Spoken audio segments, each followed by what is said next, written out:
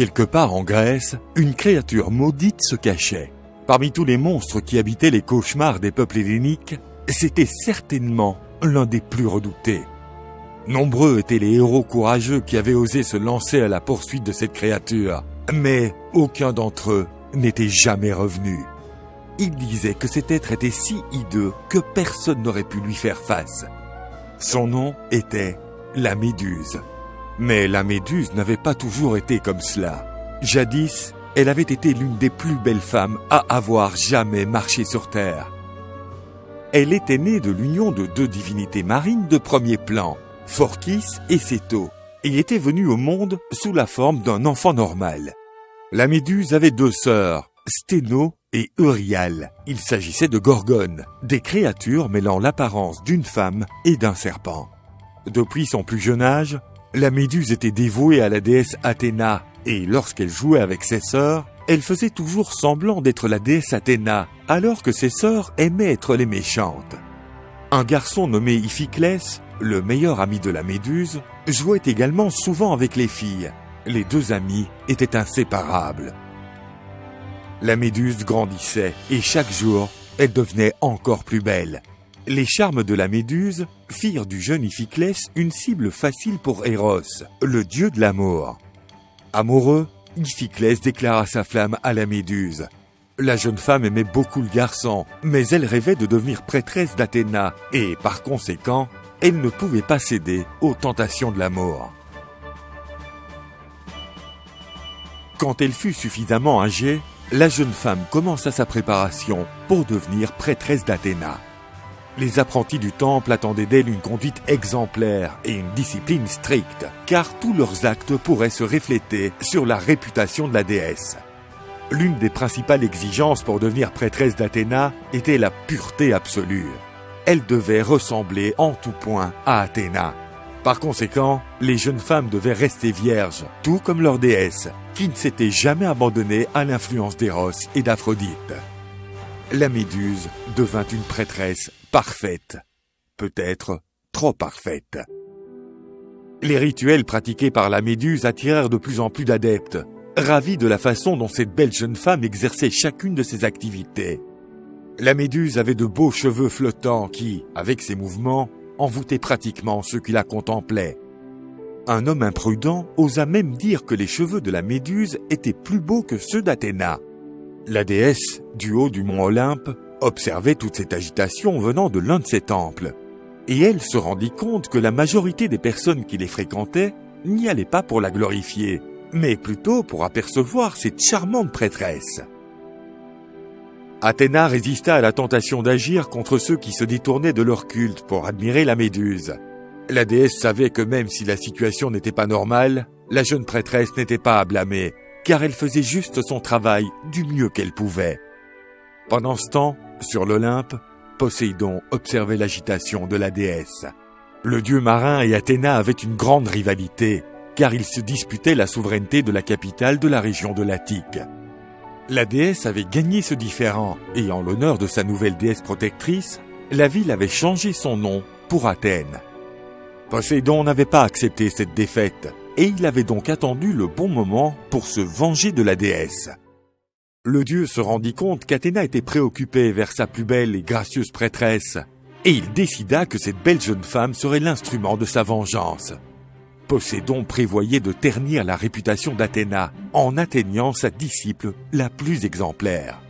Pendant ce temps, la Méduse continuait de vivre normalement, ignorant qu'elle était surveillée par les dieux olympiens.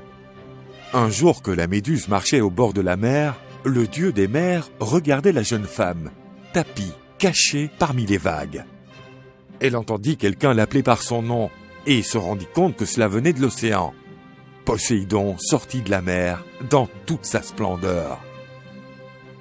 Le dieu usa de son charme pour séduire la prêtresse d'Athéna. Mais la Méduse, bien qu'éblouie par toute sa splendeur, n'avait pas oublié ses vœux et rejeta les avances de Poséidon. Il ne put accepter d'être rejeté et se saisit du bras de la Méduse. Elle réagit de façon inattendue et, le frappant au visage avec une grande violence, réussit à se débarrasser du dieu. La Méduse courut vers le temple d'Athéna seul endroit où elle se sentait en sécurité. Mais Poséidon, submergé par la luxure, poursuivit la jeune femme. Poséidon était sur le point de la rattraper lorsque le brave Iphiclès se dressa entre le dieu et la Méduse. Malgré sa bravoure, Iphiclès ne constitua pas un obstacle pour le dieu qui, d'un coup sec, repoussa le jeune homme. La Méduse entra dans le temple de sa déesse et s'agenouilla devant sa statue. Elle était en train de demander sa protection lorsqu'elle entendit s'approcher les pas lourds du dieu marin. Le dieu se tenait tout près de la jeune femme acculée qui, en pleurant, criait au secours. Poséidon la posséda de force sur l'autel de la déesse. Le dieu quitta le temple, satisfait. Sa vengeance s'était mieux déroulée que prévu. En plus d'avoir corrompu la meilleure prêtresse d'Athéna, il avait également dégradé son temple bien-aimé, qui, en raison de sa pureté, était si cher à la déesse. La Méduse avait tellement honte de son impureté que la déesse Athéna elle-même prit la forme de sa statue et la réprimanda avec colère. Athéna lui dit que sans ses attitudes exubérantes, qui éloignaient les hommes du chemin de la vertu et de la pureté, et sans sa vanité, qui la rendait irrésistible, rien de tout cela ne se serait produit. Son temple serait resté exemplaire et son honneur de déesse n'aurait pas été dégradé. Athéna décida de punir la prêtresse devenue impure et coupable du déshonneur du temple dont elle devait s'occuper. La nuit tomba et Iphiclès reprit conscience après le coup terrible qu'il avait reçu et il se mit à la recherche de la Méduse. Il l'entendit pleurer dans le temple d'Athéna. Quand il arriva enfin, il trouva la Méduse assise sur le sol, pleurant dans l'obscurité. Elle lui demanda de ne pas s'approcher, car elle ne voulait pas être vue de cette façon. Inquiet, son ami vint tout de même à sa rencontre, souhaitant lui offrir des mots de réconfort. Mais lorsqu'il toucha l'épaule de la jeune femme, un serpent lui piqua la main. La Méduse, surprise, se tourna, et les deux amis se regardèrent. Le jeune Iphiclès avait été transformé en statue de pierre.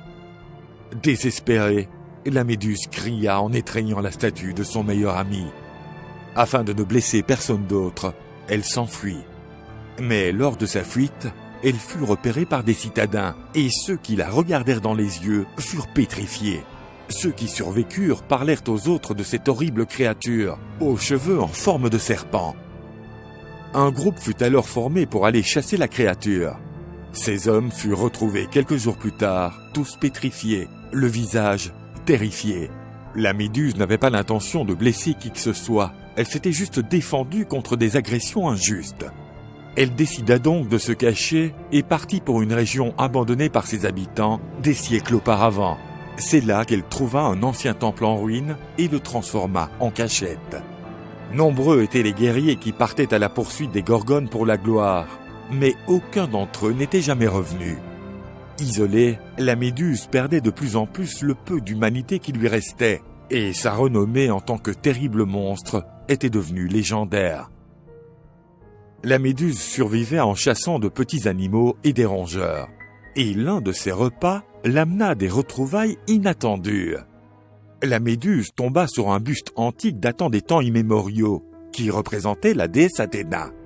Elle réalisa que ce temple en ruine avait autrefois été l'un des premiers bâtiments à accueillir en son sein la déesse.